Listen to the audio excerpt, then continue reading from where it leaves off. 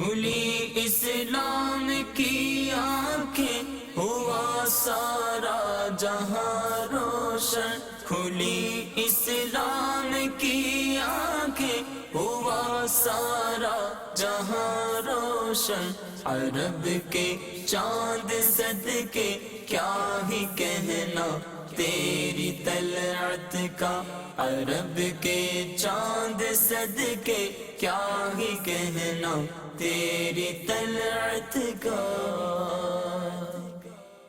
الحمدللہ رب العالمین والصلاة والسلام علی سید الانبیاء والمرسلین، اما بعد فاعوذ باللہ من الشیطان الرجیم، بسم اللہ الرحمن الرحیم۔ الصلاة والسلام علیک یا رسول اللہ وعلی آلک واصحابک یا حبیب اللہ، الصلاة والسلام علیک یا نبی اللہ وعلی آلک واصحابک یا نور اللہ۔ تمام ناظرین کو سلسلہ فیضان اسلام میں ویلکم، مرحبا کہتا ہوں۔ انشاءاللہ عز و جل آج بھی ایک بڑے ہی اہم موضوع پر ہم مفتی صاحب سے مدنی پھول حاصل کریں گے۔ اچھی اچھی نیتیں کر لیجئے۔ آپ سلسلہ دیکھ رہے ہیں، ایک نیک کام ہے، ایک اچھا کام ہے، تو ہر اچھے کام سے پہلے جتنی زیادہ اچھی نیتیں ہوں گی حسب حال، تو انشاءاللہ عز و جل اس نیک کام کا ثواب بڑھ جائے گا۔ اسی طرح اپنے آپ کو پوری توجہ کے ساتھ سلسلے میں شامل رکھیے، اول تا آخر سلسلہ دیکھیے، کیونکہ شرعی احکامات بیان کیے جاتے ہیں، قرآن و سنت کی بات کی جاتی ہے، تو اگر ہماری مکمل توجہ نہ ہوگی تو بعض اوقات غلط فہمی کا شکار آپ ہو سکتے ہیں۔ اور آج کا ہمارا موضوع ہے زلزلہ۔ چند دن قبل جو ہے پاکستان، افغانستان، ہند اور کچھ اور علاقوں میں زلزلے کے کافی شدید جھٹکے محسوس کیے گئے، اور سمجھیے کہ ان دنوں کا ایک ہاٹ ٹاپک یہ رہا ہے، جس کو دیکھو اسی موضوع پر گفتگو کر رہا تھا۔ اب جس کی جو سوچ، جیسا ذہن، جیسی صحبت، جیسی معلومات، ویسی اس کی گفتگو۔ ایک مسلمان کو اس موقع پر کیا کہنا چاہیے، کیا سوچنا چاہیے، زلزلہ کیا ہے، قرآن و حدیث میں اس بارے میں ہمیں کیا رہنمائی ملتی ہے، زلزلے کے وقت ہمارے آقا صلی اللہ تعالی علیہ وآلہ وسلم کا کیا رد عمل ہوا کرتا تھا، اس کی حیثیت کیا ہے، سائنسی حوالے سے اس کی کیا حیثیت ہے، انشاءاللہ عز و جل ان تمام موضوعات پر گفتگو کریں گے۔ بڑھتے ہیں درود پاک کی فضیلت کی جانب، کیونکہ درود پاک پڑھنا ایک مسلمان کے لیے بڑی ہی سعادت کی بات ہے، بڑے کرم کی، بڑی برکتوں کی یہ بات ہوا کرتی ہے کہ کوئی امتی اپنے آقا صلی اللہ تعالی علیہ وآلہ وسلم کی بارگاہ میں درود و سلام کا نذرانہ پیش کرے۔ اور ایک فضیلت تو بڑی ہی پیاری روایت کا مفہوم ہے، ارشاد فرمایا کہ جو شخص روزانہ مجھ پر 1000 مرتبہ درود پڑھے گا، مرے گا نہیں جب تک کہ جنت میں اپنا مقام نہ دیکھ لے۔ سبحان اللہ، کیا شان ہے میرے آقا صلی اللہ تعالی علیہ وآلہ وسلم کی، اور کیسی برکتیں آپ بیان فرماتے ہیں، خوشخبریاں بیان فرماتے ہیں۔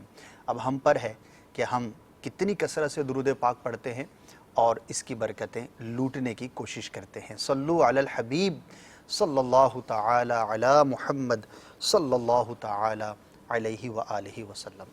کیسے مفتی صاحب، خیریت سے ہیں؟ الحمدللہ۔ ویسے تو جنرلی کوئی بھی اس طرح کا واقعہ ہوتا ہے دنیا بھر میں تو لوگ اس کی بات ضرور کرتے ہیں، لیکن اگر کوئی ایسا واقعہ اپنے علاقے میں یا قریب کے علاقے میں رونما ہو تو پھر گفتگو کی شدت بھی بڑھ جاتی ہے۔ پرسنلی بھی آپ کو تجربات اس کے رہتے ہوں گے، دارالفتاء میں بھی ہو سکتا ہے کہ اس طرح کے سوالات آتے ہوں، تو چونکہ نام ہی فیضان اسلام ہے تو منتظر رہتے ہوں گے اسلامی بھائی کہ آج کے سلسلے میں آپ کی زبانی بھی ہمیں رہنمائی ملے۔ مفتی صاحب، سب سے بنیادی سوال کہ اسلامک پوائنٹ آف ویو سے زلزلہ کیا ہے، اور کیا قرآن مجید فرقان حمید میں اس کا تذکرہ ہے، اگر ہے تو کس طرح سے؟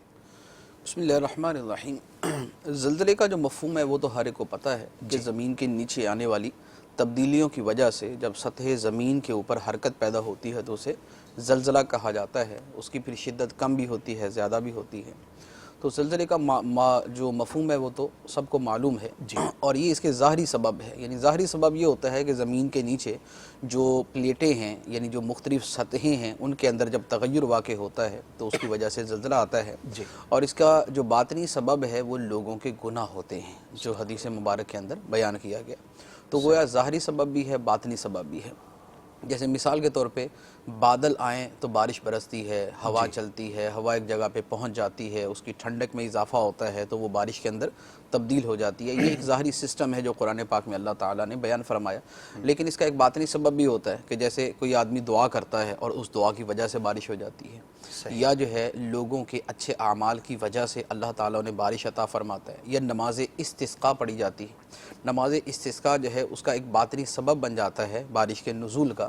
تو جس طریقے سے بارش کے اندر ایک ظاہری سبب ہے، ایک باطنی سبب ہے، اسی طرح زلزلے کے اندر بھی دونوں طرح کے سبب ہوتے ہیں۔ صحیح۔ باطنی سبب اس کا لوگوں کے گناہ ہے، اور اس کے علاوہ جو بھی اس میں اللہ تعالیٰ کی حکمتیں ہوتی ہیں وہ ہیں۔ صحیح۔ اور ظاہری سبب اس کا وہ ہے کہ زمین کے اندر مختلف پلیٹس جو ہیں وہ حرکت کرتی ہیں، اس سے گیپ پیدا ہوتا ہے، اس گیپ کو فل کرنے کے لیے جب مختلف چٹانیں ایک دوسرے کے قریب آتی ہیں تو اس سے زمین کے اوپر کی سطح کے اوپر حرکت پیدا ہو جاتی ہے، یہ زلزلہ ہے۔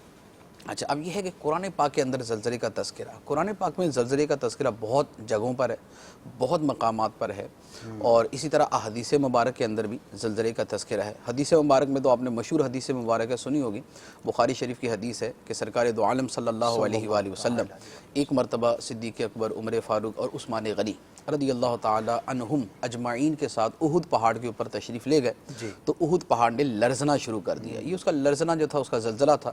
تو نبی کریم علیہ الصلوۃ والسلام نے اپنی ایڑی مبارک پہاڑ کے اوپر ماری اور ارشاد فرمایا، اثبت احد، اے احد پہاڑ ٹھہر جا، فإنما علیک نبی و صدیق و شہیدان، تمہارے اوپر ایک نبی ہے، ایک صدیق ہے، دو شہید ہیں۔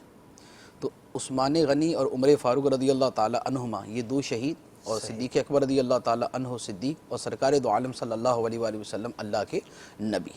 تو یہ زلزلے کا تذکرہ جو ہے یہ حدیث مبارک کے اندر موجود ہے۔ اسی طرح زمانہ صحابہ کے اندر بھی بہت سارے زلزلوں کا تذکرہ موجود ہے، جیسے سیدنا عمر فاروق رضی اللہ تعالی عنہ کے زمانے میں ایک مرتبہ زلزلہ آیا، تو آپ نے اپنا درہ زمین پر مارا اور ارشاد فرمایا کہ اے زمین، کیا میں نے تیرے اوپر ظلم کیا ہے؟ تیرے اوپر رہتے ہوئے میں نے ظلم کیا، میں نے عدل کے ساتھ کام کیے۔ تو زمین کا زلزلہ جو ہے وہ ختم ہو گیا۔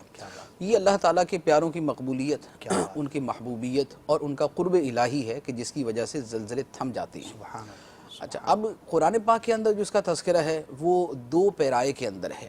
ایک تو اس پیرائے کے اندر کہ گزشتہ کئی قومیں ایسی ہیں جن پر اللہ تعالیٰ کا عذاب زلزلے کی صورت میں آیا۔ اب وہ چونکہ عذاب زلزلے کی صورت میں آیا اور زلزلے کی وجہ سے وہ قومیں تباہ ہو گئیں، مکانات ان کے گر گئے، قومیں ختم ہو گئیں، تو اس کا تذکرہ قرآن پاک میں ہے۔ جیسے مثال کے طور پہ حضرت صالح علیہ السلام کی قوم ثمود، قوم ثمود کے بارے میں قرآن پاک کے اندر ہے کہ جب قوم ثمود نے اس اونٹنی کو ذبح کر دیا جو اونٹنی اللہ تعالیٰ کی نشانی کے طور پہ اور صالح علیہ السلام کے معجزے کے طور پہ ان کے سامنے ظاہر ہوئی تھی، جب انہوں نے اس اونٹنی کو ذبح کر دیا اور اس کے ساتھ مطالبہ کیا کہ جو عذاب لانا ہے لے آؤ، ہم نہیں ڈرتے، تو اس پر اللہ تعالیٰ کا عذاب نازل ہوا۔ اور اس کے بارے میں قرآن پاک کی جو آیت مبارکہ ہے وہ ہے فَأَخَذَتْهُمُ الرَّجْفَةُ فَأَصْبَحُوا فِي دَارِهِمْ جَاثِمِينَ، فرمایا تو انہیں زلزلے نے پکڑ لیا۔ رجفہ زلزلے ہی کا ایک یعنی دوسرا نام کہہ لیں آپ، تو فرمایا کہ زلزلے نے انہیں پکڑ لیا اور وہ لوگ اپنے گھروں کے اندر گھٹنوں کے بل جو ہے وہ گرے ہوئے ہو گئے، یعنی ان مر گئے سارے کے سارے، کوئی لیٹا ہوا، کوئی گھٹنوں کے بل پڑا ہوا۔ تو یہ تذکرہ جو ہے یہ حضرت صالح علیہ السلام کی قوم کے حوالے سے قرآن پاک کے اندر موجود ہے۔ اچھا، اسی طرح قوم شعیب کے بارے میں بھی تقریباً انہی الفاظ کے ساتھ بھی، بلکہ انہی الفاظ کے ساتھ موجود ہے۔ قوم شعیب علیہ السلام کی جو قوم تھی، ان کے جو مین گناہ تھے، جو ان کی مین جو ہے جو نافرمانیاں تھی، اس میں ایک تو ان کا کفر و شرک تھا، قیامت کا انکار تھا، اور اس کے ساتھ ساتھ ناپ تول کے اندر کمی کرنا، ناپ تول میں ڈنڈی مارنا، سودا دیتے ہوئے دھوکہ دینا، فراڈ کرنا، کم جو ہے وہ تول کر دینا، کم ناپ کے دینا، یہ ان کے بنیادی اور مرکزی گناہوں میں سے ہے جس کا قرآن پاک میں بار بار تذکرہ ہے۔ تو ان کے بارے میں بھی یہ ہے کہ جب حضرت شعیب علیہ السلام نے ان سے فرمایا، جو سارے نبیوں کا پیغام ہے، اعبد اللہ، اللہ کی عبادت کرو اور قیامت کے دن کی امید رکھو، ورجو الیوم الآخرہ ولا تعثوا فی الارض مفسدین، قیامت کے دن کی امید رکھو، مراد یہ کہ اس پر یقین رکھو کہ اللہ کی بارگاہ میں حاضر ہونا ہے اور زمین کے اندر فساد نہ پھیلاتے پھرو۔ یہ آپس میں لڑائی جھگڑے بھی فساد ہے، ڈاکہ زنی بھی فساد ہے، بدکاری بھی فساد ہے، اور بطور خاص اس قوم کے اعتبار سے جو کم تولنا، کم ناپنا ہے، یہ بھی زمین کے اندر فساد برپا کرنا ہے کہ یہ فساد کی جڑ ہے، صحیح، لڑائیاں پیدا ہونے کی، نفرتیں پیدا ہونے کی یہ بنیاد بنتی ہے۔ تو اب اس کے اوپر قوم نے کیا کیا؟ فرمایا فَكَذَّبُوهُ، قوم نے حضرت شعیب علیہ السلام کو جھٹلایا۔ صحیح، یہ جھٹلانا کئی مقامات پر مذکور ہے، یعنی ایک جگہ تو انہوں نے فرمایا کہ بھی ہم آپ کی بات ہی نہیں مانتے، صحیح، ایک جگہ پر ہے انہوں نے کہا کہ اگر آپ کا قبیلہ پیچھے نہ ہوتا تو ہم آپ کو پتھر مار مار کے مار دیتے۔ ایک جگہ ان کا یہ قول موجود ہے کہ انہوں نے کہا کہ ہم کم ناپتے ہیں، ہم کم تولتے ہیں، آپ کو کیا پرابلم؟ اللہ، ہمارا مال ہے، ہم اس میں جو مرضی کریں، آپ کون ہوتے ہیں ہمیں سمجھانے والے؟ بے باکی تھی، تو یہ ان کی بے باکی تھی، تو اس کو اللہ تعالیٰ نے فرمایا فَكَذَّبُوهُ، تو انہوں نے جھٹلایا حضرت شعیب علیہ السلام کو۔ تو اس کا نتیجہ کیا ہوا؟ اس کا نتیجہ بعینہ وہی ہوا جو اللہ تعالیٰ نے قوم ثمود کے بارے میں فرمایا فَأَخَذَتْهُمُ الرَّجْفَةُ فَأَصْبَحُوا فِي دَارِهِمْ جَاثِمِينَ، کہ انہیں زلزلے نے آ پکڑا، زلزلے نے آ لیا، تو وہ اپنے گھروں کے اندر گھٹنوں کے بل گرے ہوئے ہو گئے، تو وہ بھی تباہ و برباد ہو گئے اور ہلاک ہو گئے۔ تو اس تناظر کے اندر جی، قرآن پاک کے اندر زلزلے کا تذکرہ موجود ہے جو عذاب کی صورت میں ہے، کہ عذاب جو ہے وہ زلزلے کی صورت میں آیا۔ صحیح، اچھا، اس کے ساتھ ایک دوسرا پہلو جس اعتبار سے قرآن پاک میں زلزلے کا تذکرہ ہے وہ ہے کہ قیامت کا جو وقوع ہے وہ بھی زلزلے کی صورت میں ہونا ہے۔ اچھا، قیامت جب آنی ہے تو بیسیکلی قیامت بھی ایک بہت بڑا زلزلہ آئے گا، ایک جو قیامت آنی ہے تو ایک بہت بڑا زلزلہ آنا ہے جس کی وجہ سے تمام لوگوں نے مر جانا ہے اور زمین نے جو ہے وہ جو عمارات ہیں، جو بلڈنگز ہیں، سب تباہ و برباد ہو جائیں گے۔ اس لیے قرآن پاک کے اندر اللہ تعالیٰ نے ارشاد فرمایا یا ایھا الناس اتقوا ربکم، اے لوگو اپنے رب سے ڈرو، انا زلزلۃ الساعۃ شیء عظیم، بے شک قیامت کا زلزلہ بہت بڑی شے ہے، بہت بڑی شے ہے۔ وہ کیسا ہوگا؟ فرمایا یوم ترونھا تذہل کل مرضعۃ عما ارضعت وتضع کل ذات حمل حملها وترى الناس سکارى وما هم بسکارى ولكن عذاب اللہ شدید۔ فرمایا کہ جس دن تم اس زلزلے کو دیکھو گے اس دن کیا حال ہوگا؟ تذہل کل مرضعۃ عما ارضعت، دودھ پلانے والی اپنے دودھ پیتے بچے کو بھول جائے گی، وہ اس سے غافل ہو جائے گی، اسے چھوڑ دے گی۔ اور فرمایا کہ جو شے حمل سے ہوگی وہ اپنا حمل جان دے گی، حمل اس کا ساکت ہو جائے گا۔ اور فرمایا وَتَرَى النَّاسَ سُكَارَى، اور تم لوگوں کو دیکھو گے گویا وہ نشے کے اندر ہے، وَمَا هُمْ بِسُكَارَى، لیکن نشہ نہیں ہوگا، وَلَكِنَّ عَذَابَ اللَّهِ شَدِيدٌ، بلکہ اللہ کا عذاب وہاں شدید ہوگا کہ جس کی وجہ سے لوگوں کی کیفیت یہ ہوگی جیسے نشے کے اندر ایک آدمی جا رہا ہے نا تو اس کو پتہ ہی نہیں وہ کدھر جا رہا ہے۔ صحیح، وجہ فرمایا۔ تو جب قیامت کا زلزلہ آئے گا اور لوگ جو ہے وہ یعنی لوگوں کو جیسے دوبارہ اٹھایا جائے گا تو ہر آدمی ایسے اٹھ کے جو ہے وہ جا رہا ہوگا کہ جیسے ایک آٹومیٹک چیز چل رہی ہے اور اس کو پتہ ہی نہیں ہے کہ وہ کدھر دیکھ رہا ہے، ہر بندہ اپنے اختیار سے باہر ہو کر جو ہے وہ چل رہا ہوگا۔ تو فرمایا کہ وہ نشے میں ہوں گے نہیں، وَلَكِنَّ عَذَابَ اللَّهِ شَدِيدٌ، لیکن اللہ کا عذاب بڑا شدید ہے۔ تو یوں چونکہ قیامت جو ہے وہ زلزلے کی صورت میں، بلکہ اسی طرح قرآن پاک کے اندر جب قیامت واقع ہوگی، یعنی پہلے تو لوگ مریں گے، مرنے کے بعد ایک وقفہ آئے گا درمیان میں 40 سال کا، اس کے بعد دوبارہ سور کے اندر پھونکا جائے گا، پھر جب لوگ دوبارہ زندہ ہوں گے تو فرمایا اذا زلزلت الارض زلزالها وأخرجت الأرض أثقالها وقال الإنسان ما لها يومئذ تحدث أخبارها بأن ربك أوحى لها يومئذ يصدر الناس أشتاتا ليروا أعمالهم فمن يعمل مثقال ذرة خيرا يره ومن يعمل مثقال ذرة شرا يره۔ یہ پورا منظرنامہ جو قرآن پاک کا بیان فرما دیا گیا کہ جس دن زمین پہ زلزلہ برپا کیا جائے گا، اذا زلزلت الارض زلزالها، جس دن زمین تھر تھرائے گی جیسے اس نے تھر تھرانا ہے، جس دن زمین پہ زلزلہ طاری ہوگا جیسا اس کا زلزلہ ٹھہر چکا ہے، تو اس دن جو ہے وہ زمین اپنے بوجھ جو ہے وہ سارے کے سارے باہر نکال دے گی۔ لوگ کہیں گے یہ کیا ہوا زمین کو؟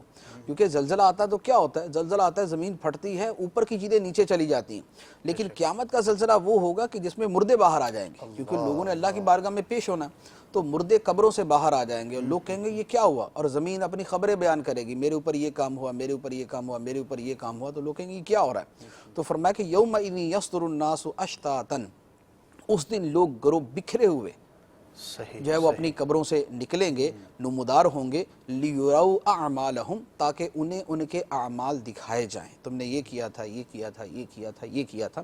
تو چونکہ قیامت کا جو وقوع ہے وہ بھی زلزلے کی صورت میں ہے، اس لیے قرآن پاک کے اندر اس انداز کے اندر بھی اس زلزلے کا تذکرہ ہے۔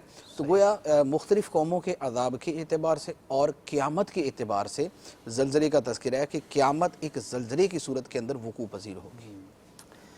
مدنی چینل کے ناظرین، آپ نے ابتدائی طور پر جو ہے وہ زلزلے کے احوال کو سنا۔ قرآن مجید فرقان حمید میں مختلف طور پر جو زلزلوں کا تذکرہ ہے، دو پہلو جو ہے وہ آپ نے سنے، اور اس میں ایک اور بڑی ہی پیاری چیز سیکھنے کو یہ مل رہی ہے۔ جب مفتی صاحب بیان فرما رہے تھے تو دیکھیے یہ قرآن مجید فرقان حمید کی آیات ہیں، آج بھی ہم نے سنی، اس سے پہلے بھی ہم پڑھتے ہوں گے، لیکن عموماً ہم جب تلاوت کرتے ہیں تو فقط تلاوت ہی کرتے ہیں، اس کے ترجمے کی طرف، اس کے تفسیر کی طرف، اس کی تفصیل کی طرف، اس کے مضامین کی طرف، اس میں اللہ تبارک و تعالیٰ نے جو احکامات ارشاد فرمائے یا جن قوموں کا تذکرہ ہوا، جن عذابات کا تذکرہ ہوا، اس کی طرف ہماری توجہ نہیں ہوتی۔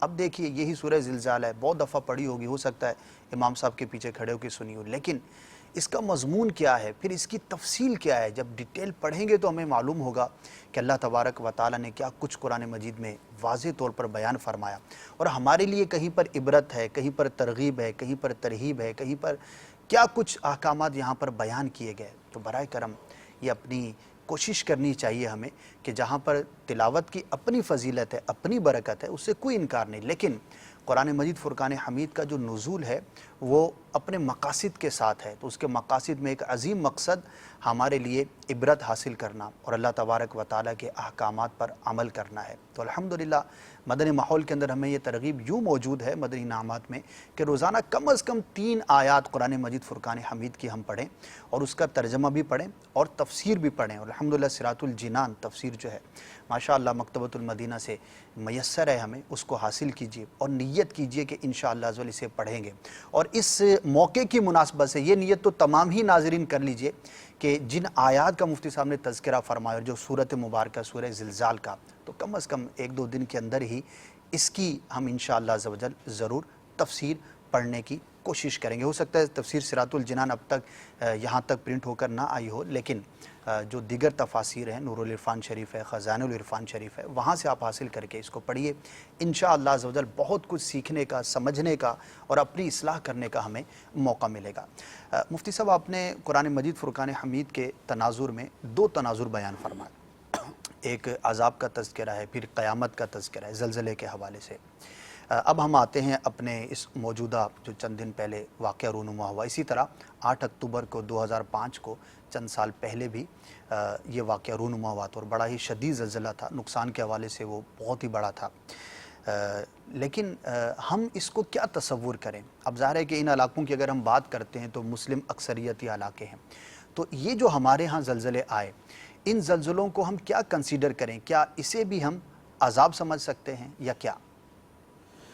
دیکھیں، ان جو زلزلے آتے ہیں یا اس طرح کی آفات آتی ہیں، عذاب کی صورت زلزلہ بھی ہے، سیلاب بھی ہے، طوفان بھی ہے، آندھی بھی ہے۔ جیسے انہی دنوں کے اندر اگر پاکستان کے اندر زلزلہ آیا تو سیم ڈیز کے اندر وہاں میکسیکو کے اندر جو ہے وہ سمندری طوفان آیا ہوا تھا، اس نے بھی بڑی تباہی مچائی ہے۔ جی، تو ایسی صورت کے اندر عرض یہ ہے کہ جو ہمارے ہاں زلزلے آتے ہیں، یعنی جو اب ہم زلزلوں کا مشاہدہ کرتے ہیں، اس میں 3 صورتیں ہو سکتی ہیں۔ ایک صورت تو یہ ہے کہ یہ اللہ تعالیٰ کے عذاب کی صورت ہو، صحیح۔ دوسری صورت یہ ہے کہ یہ تنبیہ ہو، صحیح۔ ایک متنبع کرنا ہے، ایک وارننگ دینا ہے، تو یہ ایک وارننگ کی صورت بن جائے گی۔ تیسری صورت ہوتی ہے کہ یہ ایک آزمائش کی صورت ہے، امتحان کی صورت ہے، ٹھیک ہے۔ کیونکہ ایک تکلیف دہ شے ہے، ایک مشکل ہے، ایک مصیبت ہے، ایک آفت ہے، اور اللہ تعالیٰ مصیبتوں کے ذریعے، آفات کے ذریعے، تکالیف کے ذریعے بندوں کو آزماتا ہے۔ تو اب عذاب کی صورت بھی ہو سکتی، تنبیہ کی صورت بھی اور آزمائش کی صورت بھی۔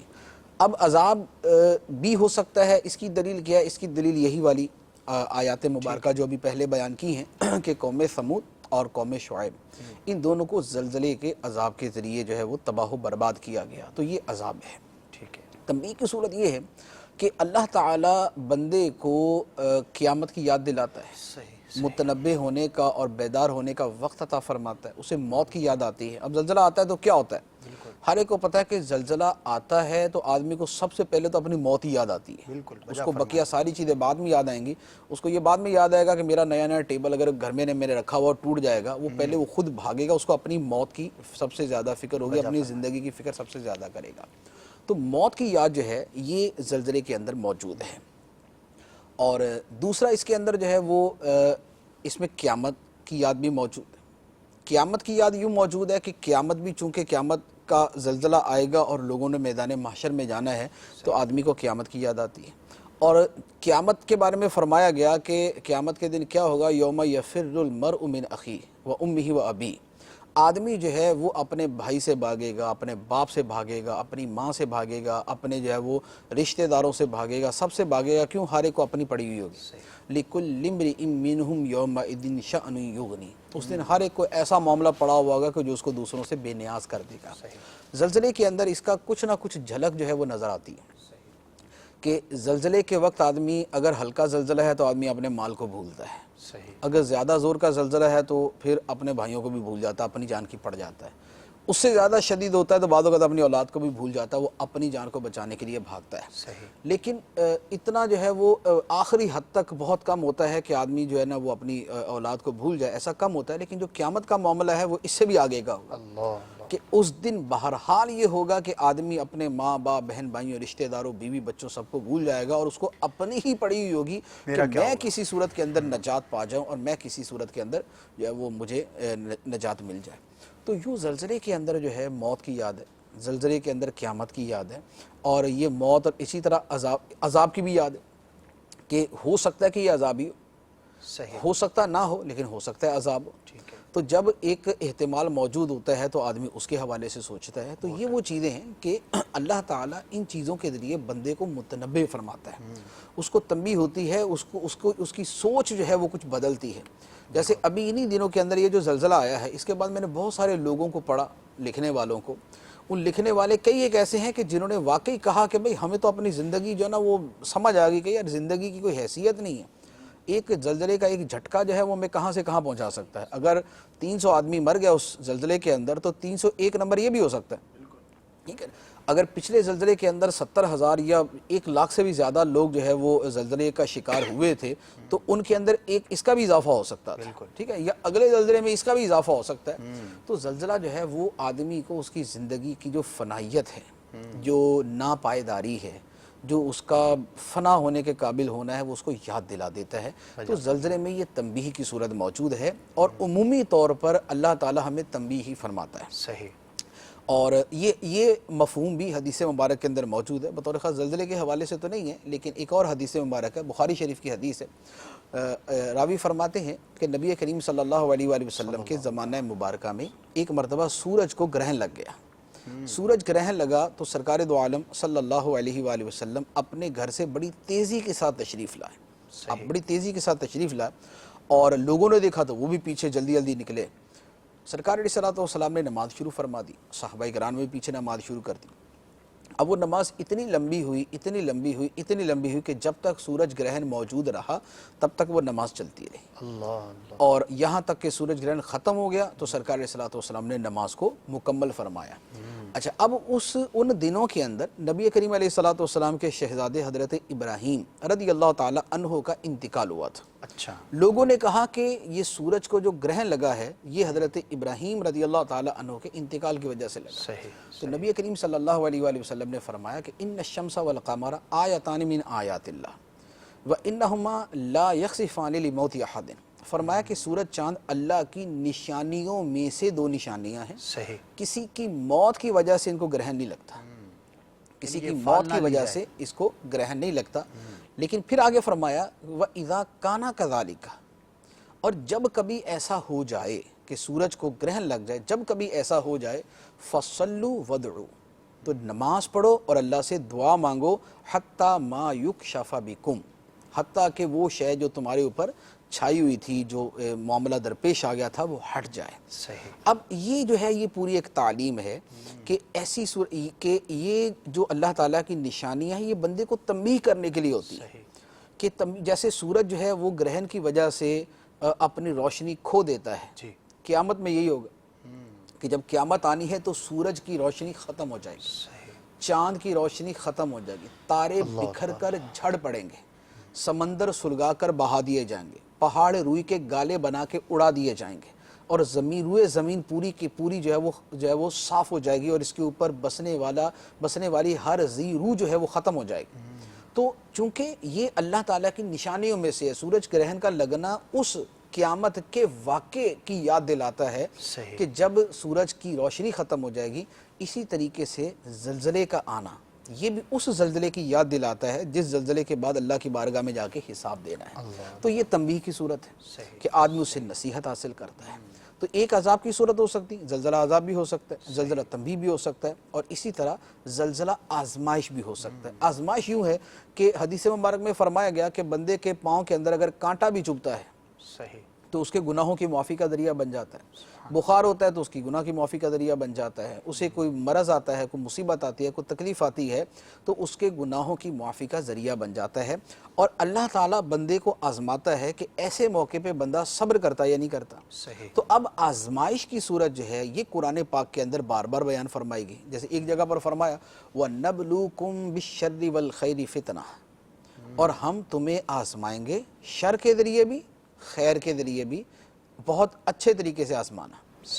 خیر کے ذریعے اللہ تعالیٰ مال دیتا ہے اور بندے کو آزماتا ہے کیا کرتا ہے، خرچ کہاں کرتا ہے، اور شر کے ذریعے آزماتا ہے کہ اللہ تعالیٰ بندے کو تکلیف کے اندر مبتلا کرتا ہے اور اب اس کا صبر دیکھا جاتا ہے، بے صبری کرتا ہے یا خدا کا معاذ اللہ شکوہ کرتا ہے یا کیا کرتا ہے، یہ صبر کرتا ہے۔ یہ یا قرآن پاک کے اندر دوسری جگہ فرمایا گیا، اور اس کے اندر جو چیزیں بیان کی گئی ہیں وہ زلزلے سے بہت زیادہ میچ بھی کرتی ہیں۔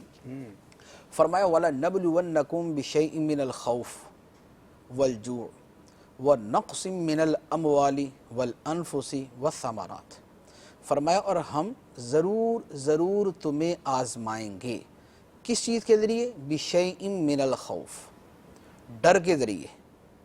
اب زلزلہ آتا ہے تو ڈر کیسا پیدا ہوتا ہے یہ آپ کے سامنے، وہی جانتا ہے تو اللہ تعالیٰ ڈر کے ذریعے آزماتا ہے، اور وہ ڈر ہی ہے جو آدمی کی دوڑ لگا دیتا ہے اور آدمی جناب اوپر سے نیچے چھلانگ مارنے کو تیار ہوتا ہے۔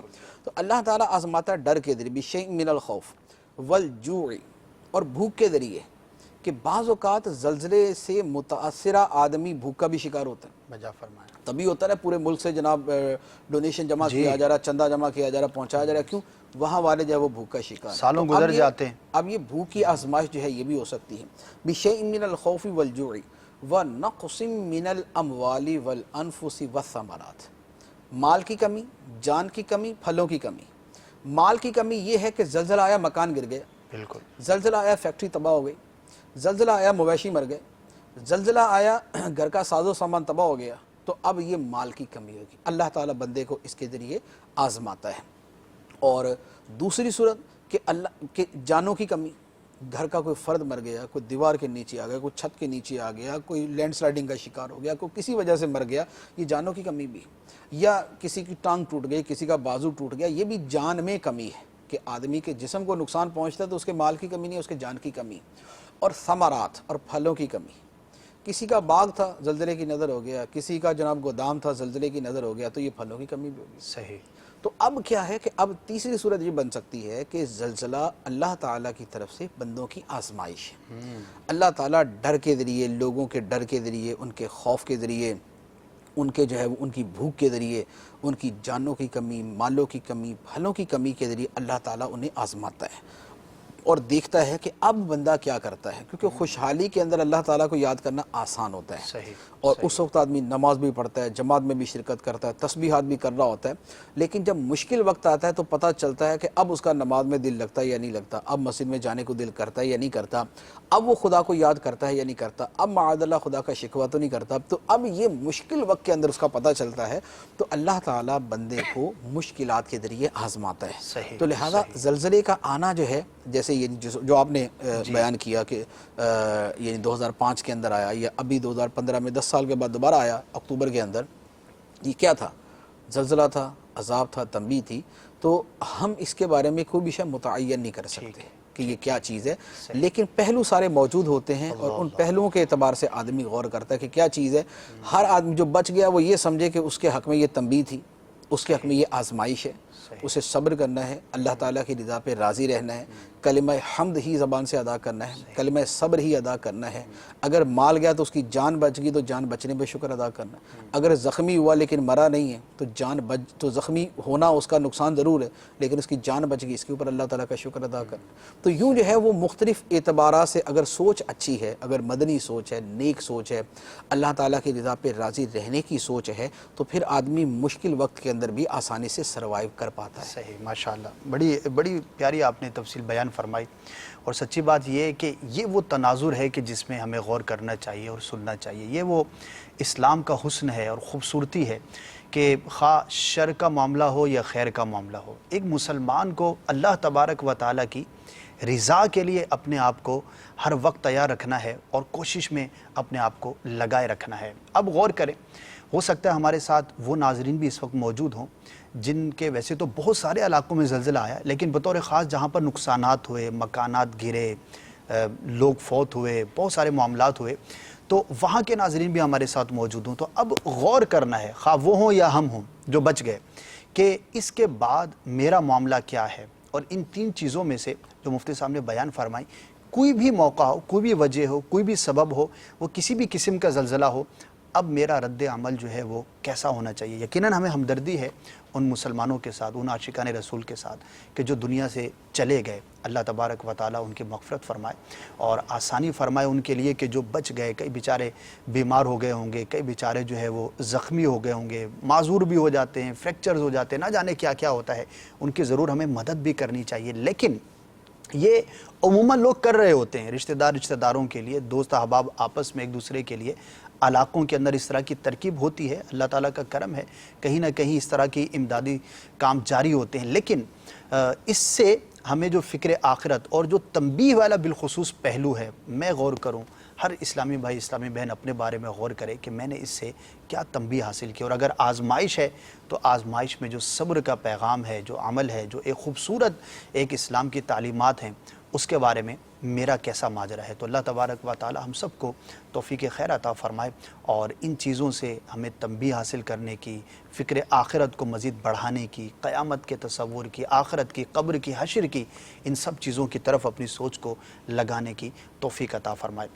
مفتی صاحب، ایک بڑا ہی کامن سوال ہوتا ہے اور ہو سکتا ہے ہمارے ایک بڑی تعداد ناظرین کی ہو جو اس گفتگو کے بعد یہ سوچ رہی ہو کہ اگر ہم پہلے پہلو پر غور کرتے ہیں، جو آپ نے فرمایا کہ زلزلہ عذاب بھی ہو سکتا ہے، تو اگر یہ عذاب ہو، اس کو ہم یہ کنسیڈر کریں، تو ایسی صورت کے اندر زلزلہ جب آتا ہے تو ظاہر ہے کہ اس میں مکانات کی کوئی تقسیم کاری تو ہوتی نہیں ہے. اب جس علاقے میں آیا بعض اوقات مسجدیں بھی شہید ہو جاتی ہیں. اسی طرح سے نیک اور بد دونوں طرح کے لوگ جو ہے وہ دنیا سے چلے بھی جاتے ہیں، اموات ہوتی ہیں، زخمی بھی دونوں طرح کے لوگ ہوتے ہیں. تو اگر عذاب والا پہلو ذہن میں رکھتے ہیں تو پھر یہ کویسچن آتا ہے ذہن میں کہ اگر یہ عذاب ہے تو مسجدیں کیوں شہید ہوئیں اور نیک لوگ بھی اس کے اندر فوت ہو جاتے ہیں. تو اس سوال کا کیا جواب ہوگا؟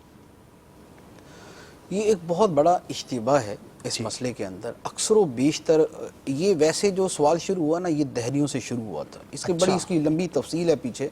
یہ جتنے یہ کانٹ اور دانتے اور اس کی ڈیوائن کامیڈی اور اس طرح کے جو بیک گراؤنڈ ہے نا، اس کا یہ سارا وہ ہے جو عذاب الہی کا یوں مذاق اڑاتے تھے کہ اگر عذاب آنا ہی تھا، یعنی جیسے ابھی بھی یہ ہوا. اس مرتبہ تو میرے نظر سے نہیں گزرا، بلکہ تھوڑا سا کسی نے لکھا ہے، لیکن پچھلی مرتبہ کا مجھے یاد ہے جب 2005 کے اندر زلزلہ آیا تھا اور یا اس کے بعد سیلاب جب یہ پچھلے سالوں کے اندر آتے ہیں، تو اب اس کے اوپر جیسے کسی نے کہا نا کہ بھی اللہ کے عذاب سے ڈرنا چاہیے جی، تو اب اس پر معاذ اللہ لوگ مذاق اڑانے والے تھے. اچھا، جو دانشور کہلانے والے ہیں اور جو بڑے اپنے آپ کو جو ہے وہ نالجیبل سمجھتے ہیں، وہ اس کا مذاق اڑا رہے تھے کہ لو جی اگر اللہ تعالیٰ نے عذاب بھیجنا ہی تھا تو کلفٹن بھیجتا، ڈیفنس کے اندر عذاب آنا چاہیے تھا، گناہ تو وہاں زیادہ ہوتے ہیں.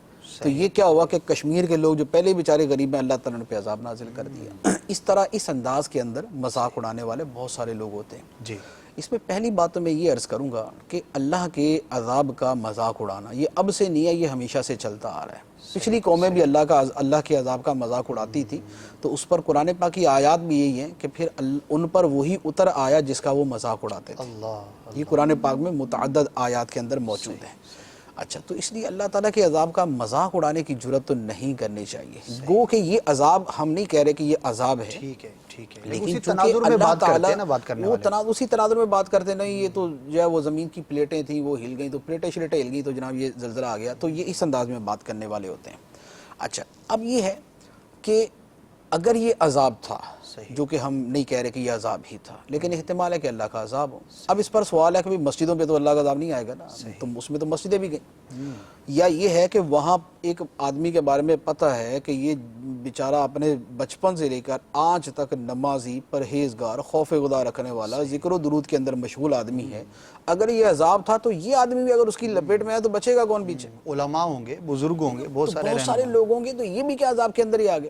اگر بالفرض کوئی مدرسہ تھا جہاں قرآن پاک پڑھا جا رہا تھا اور وہاں پر یہ زلزلہ آیا اور وہ پورا مدرسہ ہی اس کے اندر اگر غرق ہو گیا تو یہ کیا ہوا کہ وہی جو کلبوں کے اندر رات گزار رہے تھے ان کے اوپر تو کچھ نہیں آیا، اور یہ جو قرآن پاک پڑھ رہے تھے ان کے اوپر اللہ کا عذاب آ گیا. تو اس پر پہلی بات تو یہ ہے کہ اللہ تعالیٰ عذاب بھیجتا ہے یا کیا کرتا ہے تو وہ ان دانشوروں کے مشورے سے نہیں کرتا. کہ ان کی چونکہ ریکمنڈیشن یہ ہے کہ یا اللہ ادھر عذاب بھیجنا ہے ادھر نہیں بھیجنا، تو اللہ تعالیٰ یوں نہیں کرتا کہ ان کے مشورے کے اوپر کام کرتا ہے. اللہ تعالیٰ فعال لما یرید ہے، وہ جو چاہتا ہے کرتا ہے. اللہ الصمد، اللہ بے نیاز، واللہ غنی عن العالمین، اللہ سارے جہانوں سے بے پرواہ ہے. لہذا ان کے مشورے کی حاجت نہیں ہے، یہ مشورہ بند ہی رکھیں تو بہتر ہے. ایک بات. دوسری بات یہ ہے کہ اللہ تعالیٰ کے فعل میں کتنی حکمتیں ہیں، انسان کی عقل کی وہاں تک رسائی نہیں. بے شک اللہ تعالیٰ نے گناہ گاروں پر عذاب نہیں بھیجا، اور جو زیادہ گناہ گار تھے ان پر نہیں بھیجا، جو کم گناہ گار تھے ان پر بھیج دیا. اب اس کے اوپر اگر اپنی عقل کے گھوڑے دوڑائیں گے تو ہو سکتا ہے کہ ایک کسی آدمی کو شبہ ہو، وسوسہ پیدا ہو جائے کہ جو بڑا گناہ گار تھا اس کو تو کچھ نہیں ہو، لیکن جو چھوٹا گناہ گار تھا اس کو پکڑ لیا گیا. اب اللہ تعالیٰ نے کیوں ایسا کیا یہ اللہ جانتا ہے. وہ اللہ تعالیٰ ہو سکتا ہے اللہ تعالیٰ نے ان کو مہلت دی، جن کو نہیں پکڑا ان کو مہلت دی ہے، اور جن کو پکڑ لیا ہے ان کو مہلت نہیں دی. اب ان کو کیوں دی ان کو کیوں نہیں دی، یہ اللہ کی مرضی ہے. صحیح، ہمارا کام ہی نہیں. تم کون ہوتے ہو اللہ تعالیٰ کے اوپر؟ لا یسأل عما یفعل وہم یسألون. اللہ تعالیٰ فرماتا ہے اللہ سے نہیں پوچھا جائے گا کہ وہ یہ کیوں کرتا ہے. لا یسأل عما یفعل، اللہ سے نہیں پوچھا جائے گا کہ وہ کیا کرتا ہے، بندوں سے سوال ہوگا تم کیوں کرتے ہو اور تم کیا کرتے ہو. لہٰذا یہ جو اپنی طرف سے ہی اللہ تعالیٰ کے احکام اور اس کی جو ہے وہ افعال کو تقسیم کیا جاتا ہے نا، نہیں اللہ کو یوں کرنا چاہیے، تو یہ کوئی دنیا کا حکمران نہیں ہے کہ جس کے اوپر جو ہے وہ آپ اپنے مشورے دے رہے کہ جناب ہمارے صدر صاحب کو، وزیر اعظم صاحب کو یوں کرنا چاہیے تھا، اس کو یوں بات کرنی چاہیے تھی، اس کو یہ معاملہ اس طرح سر انجام دینا چاہیے تھا. وہ خالق کائنات ہے، مالک کائنات ہے، رب العالمین ہے، احکم الحاکمین ہے، اور وہ جو چاہے کرے، اس کے کسی کام کے اوپر کوئی انگلی نہیں اٹھا سکتا. ٹھیک ہے، اور جو اس نے کیا اس میں اس کی حکمتیں ہیں وہ بہتر جانتا ہے. لہذا اس انداز کے اندر جو کلام کرنا ہے کہ اگر کوئی شے کسی جعلی دانشور کو سمجھ نہیں آتی تو وہ اٹھ کے اعتراض کرنا شروع کر دیتا ہے مذہب کے نام پہ. اصل میں وہ مذہب پر اعتراض نہیں کرنا چاہ رہا ہوتا ہے، وہ مولوی کے نام پہ اعتراض کرتا ہے، انڈائریکٹلی وہ دین پہ اور مذہب پہ اور خدا پر ہی اعتراض کرنا چاہ رہا ہوتا ہے. زیادہ تر ایسا ہوتا ہے. جی اچھا ایک بات تو یہ. دوسری بات یہ ہے کہ اب کسی جگہ پہ واقعی اللہ کا عذاب اترا، وہ واقعی عذاب ہے کہ جس کے بارے میں کسی ذریعے سے معلوم ہے کہ یہ عذاب ہے، کسی حتمی ذریعے سے معلوم کہ اللہ کا عذاب ہی تھا، اور اس میں بھی نیک لوگ شکار ہو گئے. صحیح. تو اب کیا ہوا؟ اب نیک لوگ کیسے عذاب کے اندر آ گئے؟ تو اس کا جواب حدیث مبارک میں باقاعدہ یہی سوال کہ بدوں کے ساتھ نیک، بروں کے ساتھ اچھے بھی اگر کسی عذاب کا شکار ہوتے تو یہ کیا ہے؟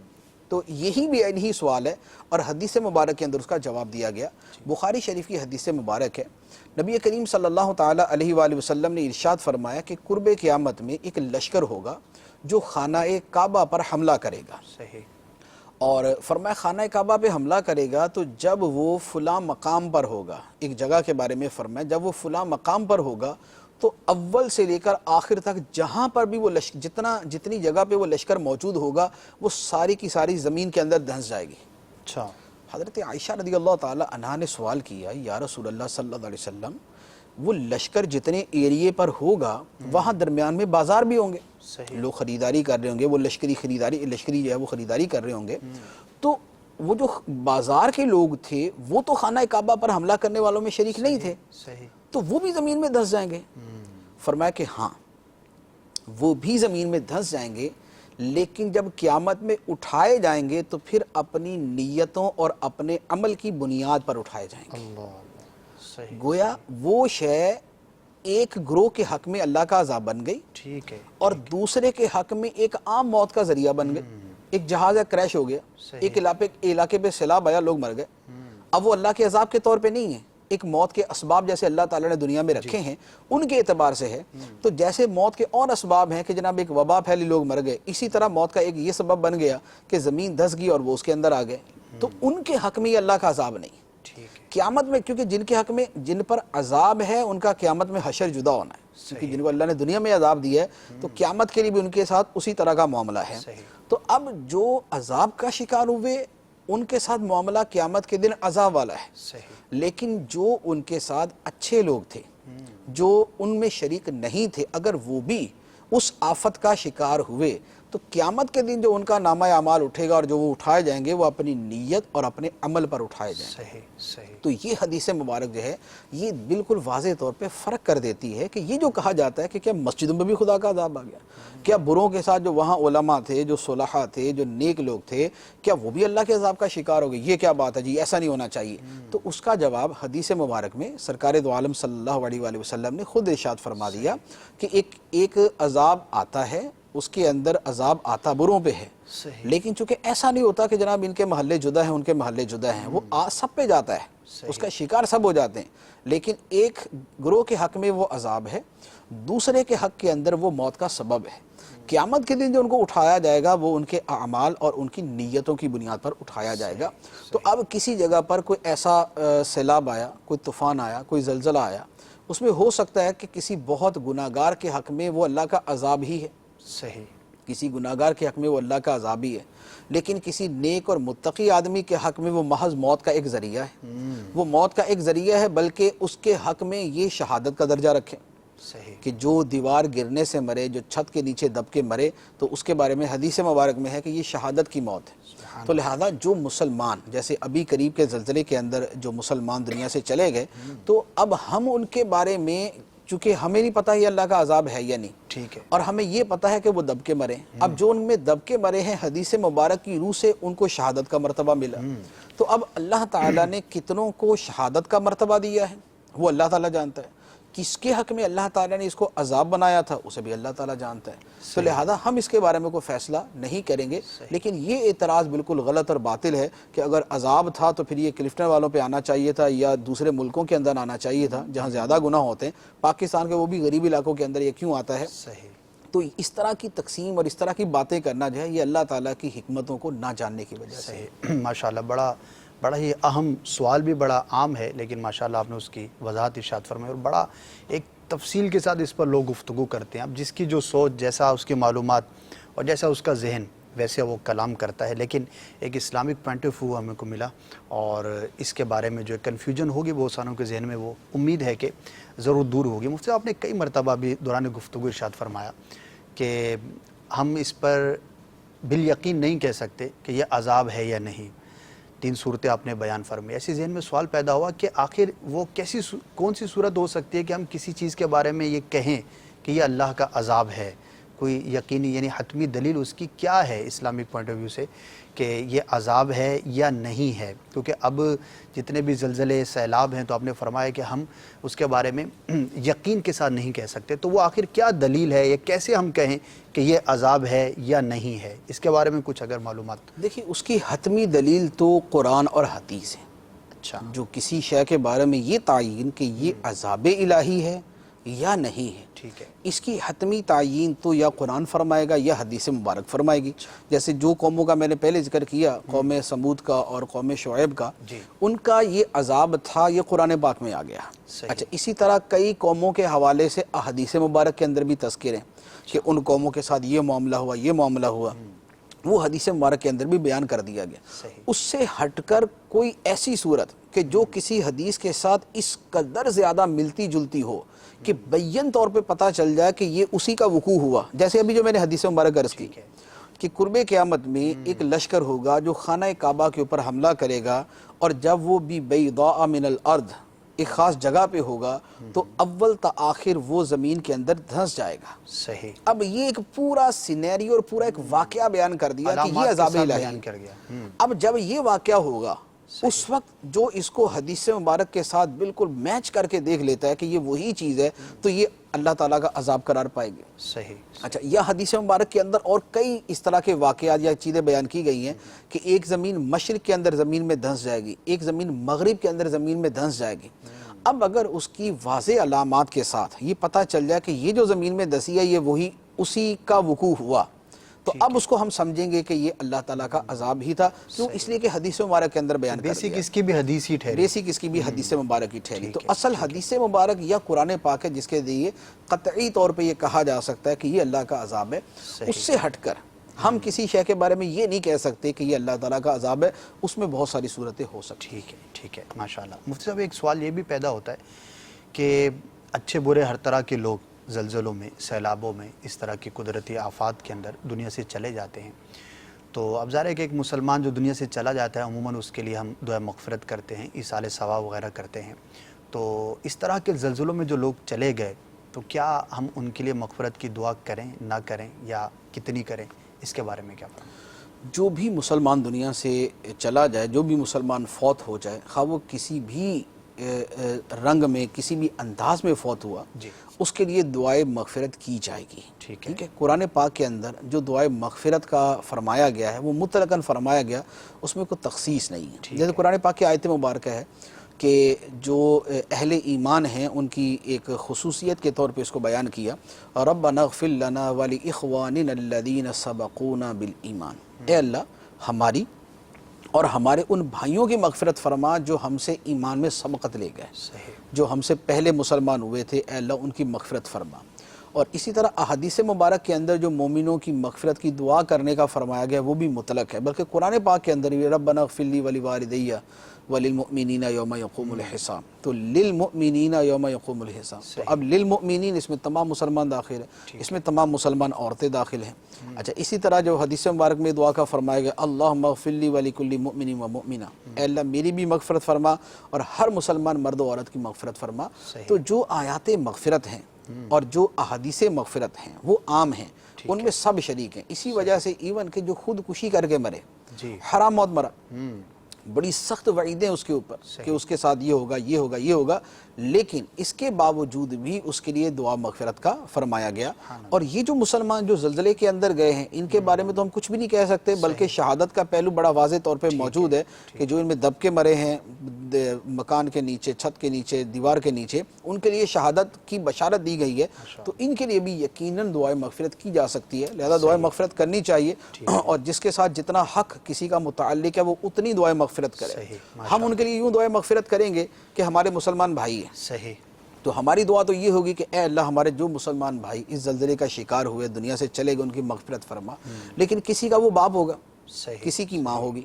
اب جس کا وہ باپ یا ماں ہے اس کا حق زیادہ بن جائے گا. اولاد کے اوپر ماں باپ کے لیے مغفرت کی دعا کرنا یہ ان کے حقوق کے اندر داخل ہے. تو اولاد اپنی ماں باپ کے لیے زیادہ دعا کرے گی. کسی کا بھائی دنیا سے چلا گیا تو بھائی ہونے کے ناطے اس کا زیادہ حق ہوگا کہ وہ اس کے لیے دعائے مغفرت کرے. تو یوں علی حسب الحال ان کے لیے دعائے مغفرت کی جائے گی, لیکن دعائے مغفرت ممانعت نہیں بلکہ دعائے مغفرت کرنی چاہیے. ماشاءاللہ. اور بڑا ایک پیارا ایک یہ بھی حسن ہے اسلام کا کہ دیکھیے دنیا سے جو چلا گیا اب ظاہر ہے کہ اس کے اپنے اعمال کا سلسلہ تو ختم ہو گیا, سوائے وہ چند چیزیں کہ جس کا روایتوں میں, حدیثوں میں ہمیں تذکرہ ملتا ہے, ثواب جاریہ کی صورتیں جو بیان کی گئی. تو اب وہ بیچارہ پریکٹیکلی ظاہر کوئی عمل نہیں کر سکتا, اور ہمیں دعائے مغفرت کا حکم ہوا, ایصال ثواب کی ہمارے ہاں ترغیب موجود ہے, تو ضرور کرے, بکثرت کرے, اور جس کا جتنا زیادہ حق ہے وہ اتنا ہی زیادہ کرے, اور بالخصوص ان دنوں میں زیادہ کثرت کے ساتھ کریں. اگر پہلے سے آپ کرتے تھے تو مزید اس کے اندر جو ہے وہ اضافہ کرنا چاہیے. اور روحیں جو ہے وہ انتظار میں ہوتی ہیں کہ ہمیں ہمارے مسلمان بھائیوں کی طرف سے کوئی ایصال ثواب پہنچتا ہے, کوئی تحفہ پہنچتا ہے, کوئی دعا پہنچتی ہے. اور جن کو ایصال ثواب کیا جاتا ہے وہ خوش ہوتے ہیں, اور جن کو ایصال ثواب نہیں کیا جاتا وہ مغموم ہوتے ہیں. تو بڑا ہی ایک اہم یہ پہلو ہوتا ہے کہ جن کے ساتھ ہم نے زندگی کے چند سال گزارے, بعضوں کے ساتھ چند مہینے گزارے ہوں گے, بعضوں کے ساتھ ہمارے جو ہے وہ خونی رشتے کا تعلق ہوگا, اتنا وقت ہم نے گزارا, یہ نہ بھی ہو کسی کے ساتھ ہمارے مراسم ہیں یا نہیں ہیں، صرف اسلامی رشتہ ہی ہے، اسلامی بھائی ہے، وہ اسلامی بہن ہے، یہی کافی ہے، اس کی خیر خواہی کرنی چاہیے۔ اب یہاں پر یہ بھی ایک پرابلم یوں سمجھے کہ از خود ہم نے پیدا کیا ہوا ہے کہ ایصال ثواب کی جب بات کی جاتی ہے، دعا کی بات کی جاتی ہے، تو لوگ سمجھتے ہیں کہ شاید یہ بڑا دشوار معاملہ ہے، جب تک کسی اہتمام کے ساتھ ہم نہیں کریں گے تو پتہ نہیں کیسے ایصال ثواب ہوگا، فاتحہ خوانی کیسے کرنی چاہیے۔ تو اس کا طریقہ بڑا آسان ہے، لیکن معلومات کی کمی کی وجہ سے بعض اوقات لوگ نہیں کر پاتے۔ اب کیا کریں گے، کیسے کریں گے؟ تو امیر اہل سنت دامت برکاتہم العالیہ کا اس موضوع پر پورا ہی ایک رسالہ ہے، نماز کے احکام نامی جو کتاب ہے اس کے اندر 12 رسائل ہیں، ان میں سے ایک رسالے کا نام ہی فاتحہ کا طریقہ ہے۔ ایصال ثواب کیسے کرنا چاہیے، مرحومین کے لیے آپ کیا کیا کر سکتے ہیں، آپ خود بھی کر سکتے ہیں۔ تو نماز کے احکام نامی یہ کتاب حاصل کر لیجئے، اور ویب سائٹ پر بھی موجود ہے، آپ ڈاؤن لوڈ بھی کر سکتے ہیں، اور اس میں اس رسالے کو آپ مطالعہ کر لیجئے، اور انشاءاللہ عز و جل اس کے مطابق ایصال ثواب کریں گے تو آسانی بھی ہوگی، صحیح طریقہ بھی اس کے اندر تحریر ہے، ایصال ثواب کے دلائل کیا ہیں، کانسیپٹ کیا ہے، اور ہمیں کس طرح سے کرنا چاہیے وہ بھی انشاءاللہ جو آپ کو معلوم ہوگا۔ اور یہاں پر مدنی قافلے کی ترغیب بھی ضرور پیش کروں گا کہ ہو سکے تو مدنی قافلے میں بھی سفر کریں، بہترین ایک ایصال ثواب کا ذریعہ بھی ہے، اور اپنی اصلاح کے لیے بھی اس میں بہت کچھ ہمیں مواقع موصول ہوتے ہیں۔ تو اللہ تبارک و تعالی ہمیں جو دنیا سے چلے گئے مسلمان ایمان پر جن کا خاتمہ ہوا، اللہ تبارک و تعالی ان کے حق میں ایصال ثواب اور دعا کی کثرت کرنے کی توفیق عطا فرمائے۔ مفتی صاحب کچھ میسیجز کے اگر جوابات ہو جائیں۔ ایک میسج ہے، زلزلہ کیوں آتا ہے اور جب زلزلہ آئے تو کیا کرنا چاہیے؟ جی، زلزلہ کیوں آتا ہے اس کا تو شروع میں عرض کیا تھا کہ اس کا ظاہری سبب جو ہے وہ تو زمین کے نیچے مختلف سطحیں جو ہیں ان کی حرکت ہے، ان کی زمین کے نیچے کی پلیٹوں کی حرکت کی وجہ سے آتا ہے، اور جو اس کا باطنی سبب ہے وہ لوگوں کے گناہ ہیں۔ تو یہ ظاہری باطنی سبب جب جمع ہو جاتے ہیں تو پھر جو ہے وہ زلزلہ آتا ہے۔ زلزلہ آئے تو کیا کرنا چاہیے؟ زلزلہ آئے تو جو ظاہری تدابیر ہیں وہ بھی اختیار کرنی چاہیے، جو بتائی جاتی رہتی ہیں، لیکن ہمارے ہاں اس کی تربیت کا بہرحال انتظام نہیں ہے کہ زلزلہ آنے کی صورت میں کیا کرنا چاہیے۔ تو بہرحال یہ کہ ظاہری بچنے کی جو بھی احتیاطیں ہیں، کھلے میدان میں چلے جائیں اور جو ہے وہ کسی ٹیبل کے نیچے بیٹھ جائیں یا سیڑھی کے نیچے کھڑے ہو جائیں یا کسی گرنے والی عمارت سے جو ہے وہ زیادہ فاصلے پہ چلے جائیں، تو یہ اس کا احتیاطیں جو کرنی چاہیے۔ صحیح۔ اور اس کے ساتھ ساتھ توبہ و استغفار یہ بھی کرنا چاہیے کہ توبہ استغفار جو ہے وہ گناہوں کی معافی کا ذریعہ ہے، تو گناہ معاف ہوں گے تو زلزلے کے معاملے کے اندر بھی آسانی پیدا ہوگی۔ صحیح۔ اچھا، زلزلے کی وجہ سے کوئی مر جائے تو کیا وہ شہید ہے؟ جو چھت کے نیچے دب کے مرا یا جو کسی شے کے نیچے دب کے مرا، ہدم کی وجہ سے جو مرا تو وہ شہید ہے، اور اس سے ہٹ کر کوئی وجہ تھی تو بہرحال اس کے اوپر شہادت کا اطلاق نہیں آئے گا، یعنی مطلقاً زلزلے سے مرنے والا شہید نہیں ہے۔ صحیح، کو اسباب مختلف ہیں اس میں اسباب مختلف ہو سکتے ہیں، یعنی یہ بھی ہو سکتا ہے کہ زلزلہ آیا اور خوف سے بندہ مر گیا، صحیح، ہارٹ اٹیک ہو گیا، ہارٹ اٹیک ہوگا، خوف سے مر گیا، تو اب لازمی بات ہے کہ یہ شہید نہیں ہے۔ تو شہید وہ ہے کہ جو کسی دیوار کے نیچے آ کے، چھت کے نیچے آ کے، یا کوئی بھاری بھرکم چیز اس کے اوپر گری اور اس کی وجہ سے مر گیا، یہ شہید ہے۔ اچھا، زلزلے کا مطلب کیا ہے یہ عرض کر دیا گیا۔ کیا زلزلہ کے وقت کوئی خاص دعا پڑھنی چاہیے؟ دیکھیں، اصل جو دعا ہوتی ہے وہ ہے کہ بندہ اس وقت اللہ تعالیٰ سے کیا مانگ رہا ہے، صحیح، اصل تو یہ ہے۔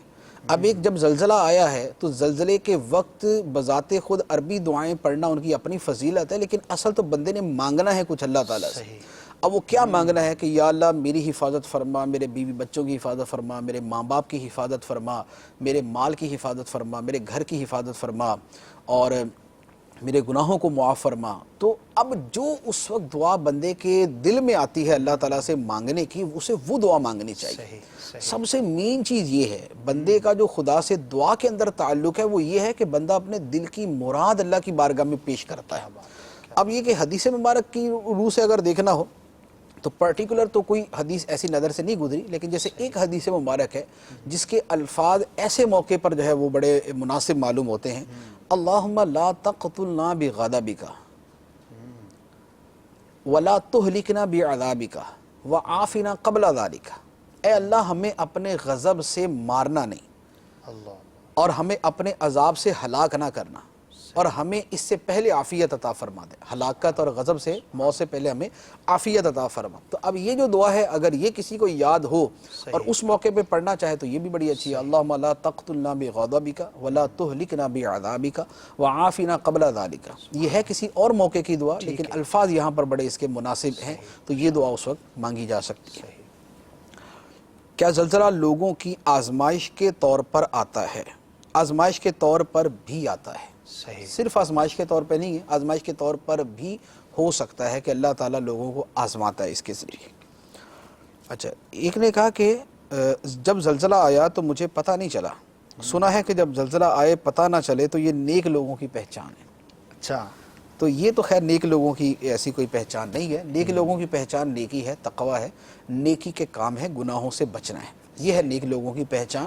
باقی نہیں پتہ چلا تو آدمی کسی کام میں مشغول تھا، اب وہ کام اچھا بھی ہو سکتا ہے برا بھی ہو سکتا ہے، صحیح، ٹھیک ہے۔ ایک آدمی سویا ہوا تھا، زلزلہ ہلکا تھا اس لیے اس کو پتہ نہیں چلا، یا ایک آدمی جو ہے وہ اپنے نرو سسٹم کے اعتبار سے کمزور ہے کہ اس کو کچھ ہے محسوس ہی کافی دیر کے بعد جا کے ہوتی ہے، صحیح، تو اب اس کو محسوس ہوا تو لازمی بات ہے یہ اس کے نیک ہونے کی پہچان ہے، تو بہرحال اس کا نیکی کے ساتھ کوئی تعلق نہیں۔ ٹھیک ہے، نبی کریم صلی اللہ علیہ وآلہ وسلم نے زلزلے کو محسوس فرمایا، صدیق اکبر نے محسوس فرمایا، عمر فاروق عثمان غنی نے محسوس فرمایا جو احد پہاڑ پہ آیا۔ صحیح، تو اب زلزلے کا محسوس نہ ہونا اگر کسی کوئی بشارت ہوتی تو پھر وہاں کم از کم زلزلہ محسوس نہ ہوتا۔ صحیح، اچھا، ایک ہے کہ سنا ہے کہ زلزلے کے وقت بھاگتے ہوئے کہ چوٹ لگ جائے تو وہ ساری عمر ٹھیک نہیں ہوتی، کیا یہ درست ہے؟ یہ بھی مشہور ہے لوگوں کے واقعی اندر مشہور، کہ زلزلے کے اندر کوئی چوٹ لگ جائے تو کبھی ٹھیک نہیں ہوتی، ایسا نہیں ہے، ہمارے سامنے ہی ہے، جو زلزلے میں زخمی ہوتے ہیں ان کی جو ہے وہ ان کا علاج کیا جاتا ہے، ہاسپٹلز میں داخل ہوتے ہیں، بعد میں صحیح بھی ہو جاتے ہیں۔ تو یہ کسی کے ساتھ ایسا ہوا ہوگا کہ اس کی نشانی سے کسی کی ٹانگ ہی ٹوٹ گئی، اب ٹوٹی ہوئی ٹانگ اکثر صحیح نہیں ہوتی، اب وہ پوری زندگی لنگڑا کے چلتا ہوگا تو اس سے ایک بات چلتے چلتے ہوگی کہ یار زلزلے کے اندر لگا، اچھا زلزلے والی صحیح نہیں ہوتی، صحیح، تو اب یوں جو ہے وہ بات سے بات نکلتے رومر نکلتے بن کوئی سے جاتے کوئی بن جاتی ہے، ریومر بن جاتی ہے، تو اس کا اس سے کوئی تعلق نہیں ہے۔ آپ کو کبھی تجربہ ہوا یعنی اتفاق ہوا زلزلہ ہو اور آپ ہاں، محسوس کیا؟ زلزلے کا جو ہے مجھے اتفاق ہوا ہے۔ ایک مرتبہ سردار آباد میں، فیصل آباد میں، بہت پہلے کی بات ہے، یعنی یوں کہہ لیں کہ شاید میری عمر 20 سال سے بھی زیادہ پرانی بات ہوگی۔ اچھا، تو میں عشاء کی نماز پڑھا رہا تھا، مسجد کے اندر امام صاحب گئے ہوئے تھے کہیں، تو مجھے وہ کہہ گئے کہ آپ عشاء کی نماز پڑھا دیجئے، تو میں عشاء کی نماز پڑھا رہا تھا۔ عشاء کی نماز پڑھ کے جب دعا مانگنا شروع کی نا تو دعا کے اندر جو ہے وہ زلزلہ شروع ہو گیا۔ اللہ اللہ، تو اب وہ دعا بدل گئی ہوگی۔ پہلے تو ہوا کہ یہ کیا ہوا، یہ تو پھر محسوس ہوا کہ زلزلہ ہے، تو پھر وہ لوگ عام طور پہ کلمہ طیبہ بلند آواز سے پڑھنا شروع کر دیتے ہیں اور اس کے علاوہ دعائیں مانگنا شروع کر دیتے ہیں، تو بہرحال پھر سارے جو ہے وہ کلمہ طیبہ کا ورد کرنے لگ گئے، صحیح، لیکن وہ تھا بہت تھوڑے سے ٹائم کے لیے تھا، 15-20 سیکنڈ کے لیے۔ صحیح، تو ایک زلزلے کا مجھے یاد ہے، اس کے علاوہ بھی ایک آدھ مرتبہ یاد تو ہے کہ زلزلہ آیا اور حرکت محسوس ہوئی تھی، لیکن بقیہ کوئی زندگی میں ایسا تجربہ نہیں۔ اللہ تعالیٰ حفاظت فرمائے، عافیت ہی کی دعا کرنی چاہیے۔ مجھ سے اب چند منٹ باقی ہیں، کچھ چیزیں تو دوران بیان آپ نے بیان فرما ہی دی کہ کیا کرنا چاہیے، ایک طرز عمل کیا ہونا چاہیے، بالخصوص کچھ اور مزید ہو۔ ہاں، ایک چیز اس کے اندر میں عرض کروں گا، ایک بڑا اہم، ایک بڑا اس کے اوپر سوال ہوتا ہے، یعنی ہوتا کیا ہے، ہمارے جیسے زلزلہ آتا ہے نا تو ہمارے یہاں دو گروپ کھڑے ہو جاتے ہیں، ایک شروع ہو جاتا ہے کہ یہ اللہ کا عذاب ہے، صحیح، صحیح، دوسرا کہتا ہے کہ یہ اللہ کا عذاب بالکل نہیں ہے، یہ تو صرف سائنسی جو ہے نا وہ نیچے یہ ہوا وہ ہوا، اس طرح ہو گیا اس طرح ہو گیا۔ تو یہ بڑا عجیب و غریب رجحان ہے کہ ہر شے کے اندر ایک کانفلکٹ پیدا کر کے ایک اختلافی صورت بنا کے بحث مباحثہ جو ہے وہ شروع ہو جاتا ہے۔ آج کل ٹی تو وی سوشل والوں میڈیا کو پر بھی ٹی ایک وی جنگ والوں چھڑ کو جاتی ہے۔ ویسے ہی مرچ مسالہ چاہیے ہوتا ہے، ان کو اس سے غرض نہیں ہے کہ لوگ ڈوبے مرے کیا ہو، کچھ کو ہوتا بھی ہے، کچھ کو فکر بھی ہوتی ہے غریبوں کی بھی، غریبوں والی فکر تو خیر بہت ساروں کو ہوتی ہے، لیکن مذہب کی فکر جو ہے نا وہ کم ہی ہوتی ہے۔ اب اس کے اوپر جناب ایک جو ہے وہ سائنسدان بٹھا دیا اور ایک جناب وہاں پر مولوی صاحب بٹھا دیے، اب یہ آپس میں لگے میں بحث کرنے، حالانکہ یہ ایک عجیب سا یہ رجحان ہے اور یہ پتہ نہیں کیا اس کے پیچھے ہے، لوگوں کے ذہن میں کیا ہے یا وہ کیا کرنا چاہ رہے ہیں، تو یہ بڑا عجیب و غریب طرز عمل ہے۔ ایک واضح سی بات ہے کہ جو سائنسدان بیان کرتے ہیں، سائنسدانوں کا بیان کرنا جو ہے یہ ہے کہ زلزلہ کیسے آیا، ٹھیک ہے، کیسے اس کا پروسیجر کیا تھا، اور جو ایک مذہبی آدمی بیان کرتا ہے اگر وہ واقعی صاحب علم ہے اور پورا سمجھتا ہے اور ہر شے کو اس کے اصل مقام پر رکھ کے بیان کرتا ہے، یہ نہیں ہے کہ بہر صورت وہ عذابی قرار دینے پہ تلا ہوا، یہ طرز عمل درست نہیں ہے۔ ٹھیک ہے، تو اگر کوئی آدمی پراپر ساری چیزوں کو سمجھتا ہے اور وہ بیان کرتا ہے تو وہ یہ بیان کرتا ہے کہ یہ زلزلہ کیوں آیا، ٹھیک ہے، سائنسدان یہ بیان کرتا ہے کیسے آیا. زمین کی پلیٹیں جو ہے وہ فلاں جو فالٹ لائن ہے وہ فلاں فالٹ لائن جو ہے اس کے درمیان یہ آپس میں گیپ پیدا ہوا, اس کو پر کرنے کے لیے ایک تیسری جو ہے وہ طے جو ہے وہ آئی اور اس سے یہ زلزلہ, اس نے پروسیجر بیان کر دیا. اور اب یہ ہوا, یہ کیوں ہوا, تو اس کے پیچھے امر الہی ہے, اس کے پیچھے ارادہ الہی ہے. وہ جو ارادہ الہی ہے, جو ارادہ الہی لوگوں کے گناہوں کی وجہ سے ہوا, وہ مولانا صاحب بیان کر رہے ہیں. تو اب بلا وجہ اس کو ایک وجہ نزاع بنا کے, ایک وجہ اختلاف بنا کے اس کے اوپر کلام شروع کر دیتے ہیں. دونوں چیزوں کو اپنی جگہ پر لینا چاہیے. کیوں آیا یہ ایک ریسرچ ہے, کیسے آیا ایک ریسرچ ہے, ایک تحقیق ہے, بہت اچھی بات ہے, کرنی چاہیے. اس سے بہت سارے فوائد ہو جاتے ہیں. ایک شہر کسی جگہ پر بسانا ہے, اگر پہلے سے پتہ ہے کہ یہ بہت زیادہ خطرناک قسم کی فالٹ لائن کے اوپر ہے, زون ہی وہی ہے اس کا, زون ہی وہ ہے اس کا, تو وہاں پر شہر بسانے سے جو ہے وہ بچیں گے تو بہت اچھا ہو جائے گا. نہیں بچیں گے تو نقصان ہو سکتا ہے. تو یہ ریسرچ اس چیز کے اندر فائدہ دیتی ہے, اس میں لوگوں کا فائدہ ہو جاتا ہے. اور باقی احتیاطی تدابیر ہیں وہ تو بالکل سکھانی چاہیے. احتیاطی تدابیر سے تو کوئی یعنی پتہ نہیں کون اسے منع کرے گا. مجھے تو نہیں لگتا کہ کبھی کسی نے یہ کہا کہ زلزلہ آ جائے تو آپ گھر کے اندر ہی بیٹھے رہیں, دیوار گر بھی جائے تو ٹینشن نہیں لینا, ہم آپ کے ساتھ ہیں, ایسا کوئی نہیں بولتا. احتیاطی تدابیر ہونی چاہیے. ایک حدیث مبارک ہے, بخاری شریف کی حدیث ہے. نبی کریم صلی اللہ علیہ وآلہ وسلم ایک مرتبہ قافلے کے ساتھ کہیں تشریف فرما تھے, آپ کا جو غزو جہاد کے سلسلے میں جو قافلہ تھا, تو سرکار علیہ الصلوۃ والسلام نے صحابہ کرام سے فرمایا کہ آج کی رات ایک شدید آندھی چلے گی. اچھا, تمام لوگ زمین پر بیٹھے رہیں, کوئی کھڑا نہ ہو, اچھا, کوئی کھڑا نہ ہو, اور اپنے اونٹوں کو بھی مضبوطی سے باندھ دیں. اب رات کو آندھی آئی تو ایک صحابی کھڑے ہو گئے. اب جو کھڑے ہوئے نا تو آندھی نے ان کو اٹھایا اور اٹھا کے وہ پتہ نہیں کتنے پہاڑ پار جا کے ان کو گرا دیا. اللہ.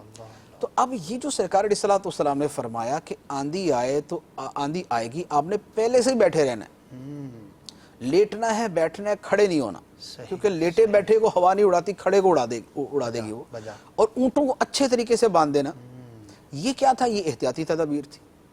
تو احتیاطی تدابیر کرنا کہ مکان ایسا بنایا جائے جو زلزلہ پروف ہو, کہ زلزلے سے گر نہ جائے, جیسے جاپان کے اندر ہوتا ہے, یا دنیا کے اندر ایک طریقہ یہی ہے کہ بلڈنگ کوڈ ہوتا ہے کہ بلڈنگ ان اصولوں پر بنائی جائے. اس کا فائدہ یہ ہوتا ہے کہ زلزلہ آئے گا تو بہت سویر قسم کا ڈسٹرکشن نہیں ہوگا, تباہی نہیں مچے گی. تو اب اس بلڈنگ کوڈ کے اوپر عمل کیا جائے. تو جو احتیاطی تدابیر ہیں وہ لوگ, بلکہ اس کی تربیت لوگوں کو دینی چاہیے. ابھی اب جیسے یہ آیا, اس سے پہلے بہت زیادہ ہلاکتوں کی وجہ یہ ہوتی ہے کہ احتیاطی تدابیر کا پتہ نہیں ہوتا. ایک آدمی بھاگ کے جنا وہ کہتا ہے کہ میں اپنی فلاں چیز بچا لوں, اور فلاں چیز بچانے کے چکر کے اندر جو اس کی جان چلی جاتی ہے. دنیا کے اندر یعنی جیسے جاپان کے اندر جو ہے وہ یہ ہے کہ وہاں تو باقاعدہ ہفتہ وار یا 15 دن کے اندر ایک مرتبہ اس کی باقاعدہ تربیت ہے. ایک خبر کے مطابق سالانہ بعض اوقات 1000 سے بھی زیادہ زلزلے آتے ہیں کہ ایوریج 12-15 ہزار تو صرف جاپان کے اندر ہی آتے ہیں نا, بقیہ دنیا کے اندر تو اس سے ہٹ کر ہے.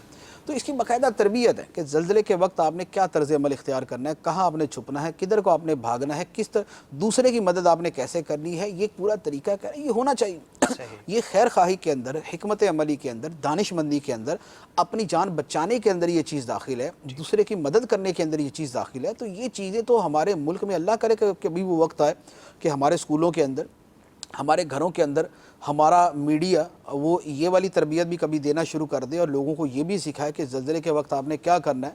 صرف یہی نہ سکھائے کہ جناب آپ نے سیاست میں دوسرے کو مکہ کیسے مارنا ہے, اور دوسرے پہ لان تان کیسے کرنی ہے, دوسرے کو گالی کیسے دینی ہے, یہ نہ سکھائے. اس کو تھوڑا سا پیچھے کرے, اور اس کی جگہ جو لوگوں کی فلاح و بہبود کی چیز ہے وہ ان کو سکھانا شروع کرے. ماشاءاللہ, جزاک اللہ خیر. مجھ سے 1-2 سوال تھے لیکن وقت جو ہے وہ ہمارا کمپلیٹ ہو گیا. بہرحال جتنا بیان ہوا, جو کچھ بیان ہوا, بہت کچھ بیان ہوا, اس سے ہمیں اپنے لیے عبرت کے مدنی پھول حاصل کرنے ہیں. کاش کہ ایسا ہو کہ آج کا یہ سلسلہ یا یہ زلزلے کا واقعہ جو گزرا ہمارے ذات کے اندر ایک مثبت تبدیلی کا باعث ہو. گناہوں کو میں ترک کروں, نیکیوں کی طرف راغب ہوں. آفٹر آل سب چیزوں کے پیچھے اللہ تبارک و تعالیٰ کی رضا میرے پیش نظر ہونی چاہیے. تو خوش نصیب ہے وہ مسلمان کہ جو اس طرح کے واقعات ہو جانے کے بعد اپنے آپ کو مزید رب عز و جل کی عبادت میں اور گناہوں سے اپنے آپ کو دور رکھنے میں کوشش میں مشغول ہو جاتا ہے. اور اس کے بارے میں کیا کمنٹس دیے جائیں کہ جو اتنی ساری آفتیں, مصیبتیں, بلائیں, موت کو اتنا قریب دیکھنے یا سننے کے بعد بھی اپنے اندر کوئی مثبت تبدیلی پیدا نہ کرے. اللہ تعالی ہمیں اچھا مسلمان بننے کی توفیق عطا فرمائے۔ مدنی چینل دیکھتے رہیے، دعوت اسلامی کے مدنی ماحول کو اختیار کیجئے، یہی ہمارا مدنی مقصد ہے، اور ان مواقع پر اس طرح کے سلسلے، اس طرح کے موضوعات کرنے کا یہی ایک بنیادی مقصد ہوتا ہے کہ کہیں نہ کہیں ہم مسلمان اپنے آپ کو سدھارنے میں، سنبھالنے میں کامیاب ہو سکیں۔